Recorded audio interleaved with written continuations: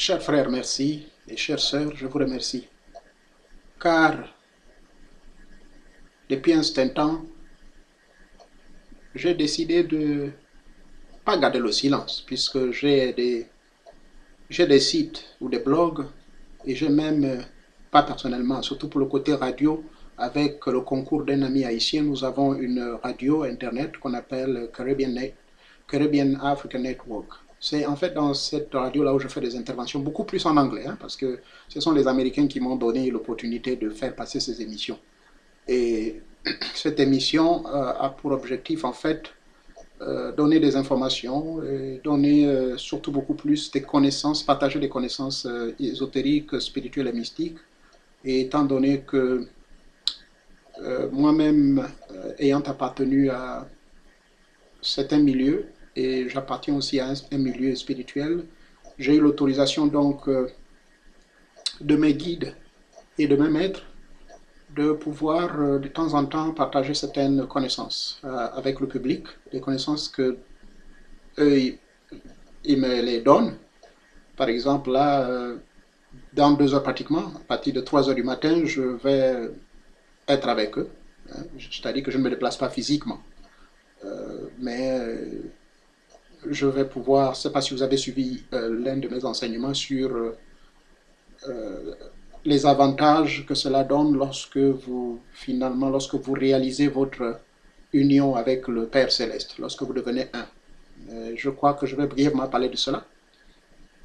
Quand vous devenez naturellement un avec Dieu, Dieu en vous et vous, vous êtes en Dieu, donc dans cette fusion et union, il en résulte des phénomènes paranormaux. Ça, ce sont les psychologues qui ont qualifié ça ici. Ils appellent ça des phénomènes paranormaux. C'est-à-dire que l'homme ne peut pas expliquer. C'est au-delà du normal. Et d'ailleurs, la science a évolué et ainsi il existe une science qu'on appelle la parapsychologie. Et donc je suis toujours membre d'ailleurs à cela. C'est une longue histoire, mais je ne vais pas développer ça ici, à propos de la parapsychologie, puisqu'aux États-Unis, comme vous le savez, il y a certains centres d'intelligence qui utilisent ça pour avoir certaines informations bien précises. Hein, des phénomènes, par exemple, de télépathie et de télépsychie qui consistent à transmettre et à recevoir des informations, ou encore des téléauditions qui consistent à entendre certains messages, ou des télékinésies, à faire déplacer certains objets, ou encore, voyez-vous, en touchant certains objets, vous pouvez avoir certaines informations. Ce sont des petits phénomènes naturels hein, qui... Je dis naturel pour moi parce que j'ai été initié et j'ai reçu pas mal au cours de mon parcours spirituel.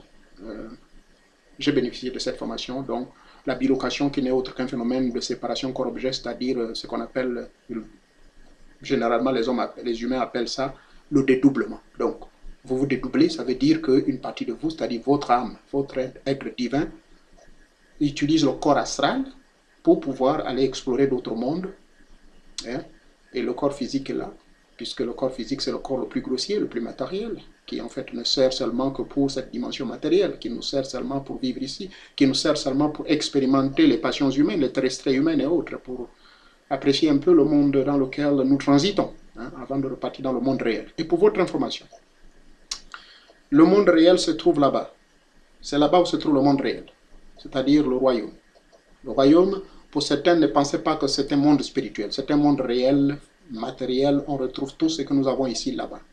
Mais à la différence qu'ils sont plus évolués et que, voilà pourquoi l'apôtre Paul le définit très bien hein, dans ses écrits, et même il y a certaines sourates qui décrivent dans le Coran que quand nous quitterons ce monde terrestre, eh bien, des corps nouveaux vont nous être adoptés et donnés. Donc, nos corps vont changer instantanément, c'est à cause de la densité, à cause des changements climatiques et tout ce qui règne là-bas. Bon, ne me prenez pas de fou, je ne vais pas trop développer sur ça, mais je vais plutôt revenir sur le mélange de mélanges. Ceci peut faire l'objet d'un autre enseignement encore. Mais maintenant, le mélange de mélanges, pour conclure sur ce sujet, lorsque vous avez embrassé la voie royale, qui est une voie saine, une voie pure, une voie authentique, à laquelle a appartenu pas mal de personnes, une grande lignée, je ne sais pas moi, Daniel et certains prophètes, Jean le Baptiste, lui-même Jésus. Et cette voie royale vient de l'Atlantide. Hein, et c'est de là-bas que ça vient. Si vous avez entendu parler du continent de l'Atlantis, c'était un continent qui un monde qui existait bel et bien, mais qui malheureusement avait été englouti. Simplement pourquoi? Parce que je peux dire même que le monde dans lequel nous vivons, le 21e siècle, n'a pas atteint la haute technologie qu'avait atteint ce monde d'antan. Mais malheureusement, les hommes spirituels, les gens comme nous autres qui avons le souci de transmettre le message divin, qui avons le souci d'évoluer et de marcher conformément aux principes universels en évitant de violer les principes. Quand Dieu dit une chose, il faut suivre et marcher avec lui. Malheureusement, ces gens-là étaient en extinction, étaient même entraînés à être exécutés et tués. Par contre, tout ce qui, le monde matériel évoluait et la technologie avançait. Malheureusement, pour la mauvaise nouvelle, ce monde de l'Atlantide fut englouti. Et c'est des millénaires plus tard que tout fut transféré vers l'Égypte. Et c'est de l'Égypte finalement que nous avons notre héritage spirituel. Et de là, on a retrouvé quelques traces et quelques enseignements. Pas très surprenant pourquoi Jésus était passé par là-bas. Bref, ce n'étaient que des informations qui dépassent un peu le commun des mortels. Parlant justement des dangers, je disais tantôt, et je pèse mes mots, que Jésus-Christ étant un maître parmi tant d'autres, il y avait Mahomet, il y avait bien d'autres, dont j'ai le souvenir et que j'ai étudié les documents. Donc Jésus, Jésus le Naziréen, Jésus-Christ le Naziréen naturellement. J'ai étudié également Hilarion, donc le nom initiatique de l'apôtre Paul. J'ai étudié Mahomet. J'ai étudié aussi les 4 compagnons du prophète Mahomet qui ont contribué en fait à la compilation de certains écrits qu'on appelle les Sunnas, qui devaient réguler la vie quotidienne des musulmans. Et c'est parmi ces Sunnas où on trouve qu'un musulman doit avoir 4 femmes. Mais sinon, dans le Coran original, ça n'existe pas du tout.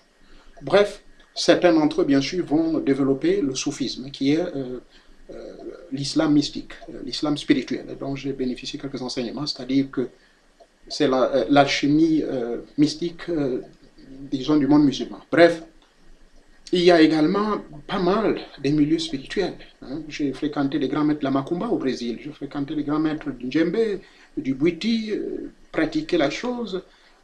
Il y a les fraternités universelles, il y a les fraternités des Mamiwata, il y a les fraternités, étant moi-même de Ronga, nous avons le Kouyi, je me suis initié. Tout ça, vous trouverez des maîtres là-dedans. Mais je me répète, que le danger d'appartenir à tout à la fois et de pratiquer, je n'ai pas dit que c'est mauvais d'appartenir à plusieurs, mais vous pratiquez un seul rite. Mais ne pratiquez pas tous les rites. Le danger vient d'où? Vous pratiquez le rite de tel égrégore, vous ne savez même pas comment cet égrégore est constitué, vous ne savez même pas qui sont les maîtres, les guides qui sont là. Ces guides spirituels sont-ils réellement des vrais initiés qui respectent les principes d'inviolabilité? Sont-ils des maîtres qui réellement respectent ce que le grand maître Jésus a dit, c'est-à-dire aimez-vous les uns les autres, qui ne font aucun mal aux autres, qui ne couchent pas les femmes des autres, qui n'en veulent pas les uns, qui ne sont pas des sorciers, qui ne font pas ceci? C'est ça la question qu'il faut vérifier justement. Mais si la réponse est non, mais dans ce cas vous courez un danger, parce que l'égrégore qui est là-bas va se mettre jaloux, va se contrer contre vous, et vous là-bas, dans l'autre loge, vous êtes inscrit, vous n'êtes peut-être pas très avancé, vous n'êtes qu'un petit compagnon, ou bien je ne sais pas un adepte, ou je ne sais pas trop moi.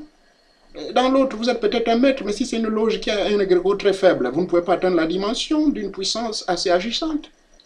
Et l'autre loge dans laquelle vous voulez tricher, et il y a un maître qui est là-bas, mais qui ne vous en veut pas, qui va vous tuer, mais malheureusement, qui heureusement pour lui, sa loge est très puissante, et son égrégore est très fort.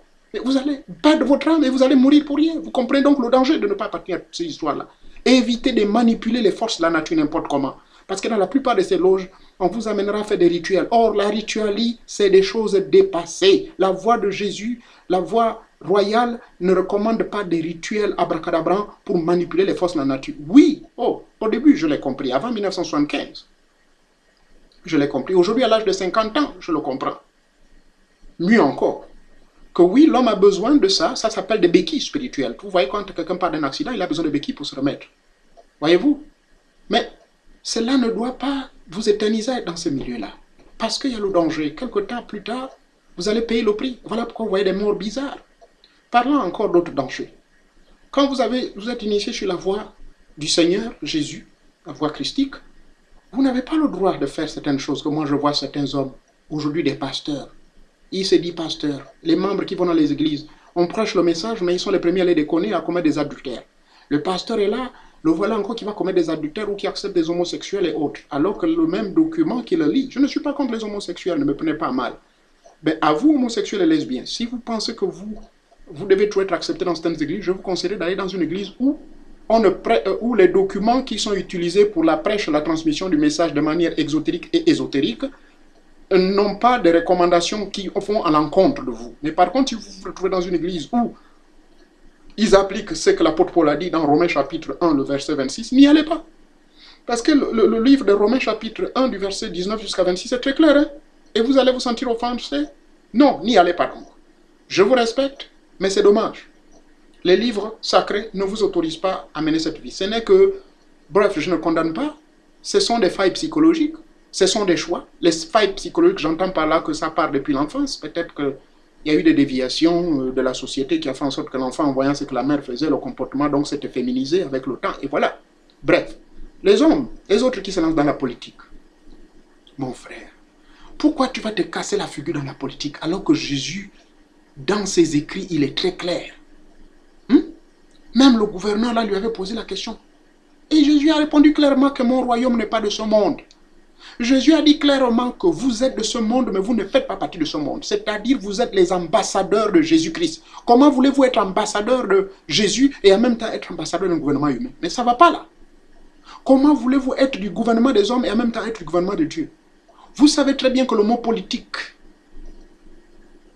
d'ailleurs les Américains ont mieux compris pour utiliser politique au pluriel, politics. Le mot politique vient du latin politicare, que politicare veut dire ensemble de mensonges et de vérités pour servir l'intérêt public ou social dans le but, ainsi de suite, ainsi de suite.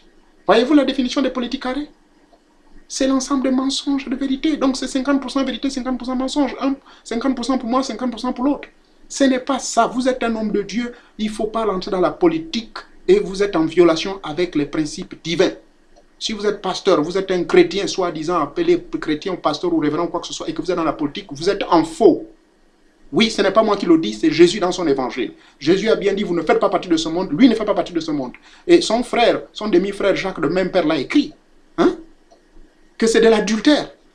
Il a traité cela d'adultère, de faire partie de ce monde. Mon Dieu, le prophète Daniel, Daniel chapitre 2, verset 44, qu'est-ce qu'il dit?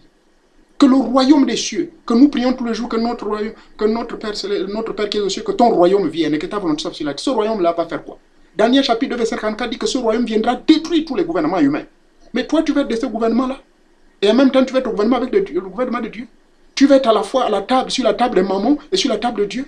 Mais tu es un faux, mon frère ou ma soeur. Vous ne pouvez pas. C'est du mensonge. Que quelqu'un me défie. Vous pouvez être activiste. Comme Martin Luther King le fut, je le respecte. Oui, il était activiste, il ne voulait pas une position politique. Il était là pour défendre les intérêts du peuple. Il voulait que le peuple se lève pour l'égalité des droits. Mais vous ne pouvez pas, en tant que pasteur ou homme de Dieu, oser dire que vous allez rentrer dans le gouvernement et passer tout le temps à critiquer les autres hommes politiques avec des mensonges, alors que vous-même vous êtes dans le faux. Non, c'est une erreur. Voilà encore la chose à laquelle vous devez vous séparer. Quand vous êtes sur la voie royale, vous n'avez pas le droit de faire politique. La politique, c'est de la tromperie. Votre participation doit être positive. Votre participation doit être une participation constructive. Mais non pas à but d'aller prendre un poste politique. Peut-être à la mairie, vous pouvez être conseiller, mais pas ministre ou quoi que ce soit rentrer dans le gouvernement parce que vous serez toujours corrompu. Or, quiconque est corrompu n'est pas sur la marche de la prêtrise royale. Tout initié qui acceptait l'onction spirituelle, mystique venant du Christ lui-même, venant de Dieu suprême, et qui acceptait d'être dans cette voie de l'humiliation, ne peut pas oser rentrer dans ces sarcasmes ou encore dans cette confusion totale. Les royaumes du monde appartiennent au monde. Le royaume des cieux, ça appartient à Dieu. Et c'est auquel nous devons tous attendre. C'est clair? Assalamu alaikum. Inch'Allah. Que Dieu vous bénisse. Merci encore pour tous ceux qui prêtent attention. S'il y a des gens qui veulent me poser des questions, qui me connaissent, ils peuvent bien réagir. Ou encore ceux qui ont mon contact personnel, appelez-moi, il n'y a pas de problème. Je serai humble, mais j'évite des disputes inutiles qui n'apportent rien du tout. Car je suis pour la paix et je suis contre la violence. Cela paraît contradictoire en tant qu'expert d'arts martiaux, mais moi j'enseigne la défense, l'autodéfense et rien que cela. Ok? Qui m'attaque, je veux me défendre. Mais sans violence et sans destruction. Merci beaucoup. Que Dieu vous bénisse.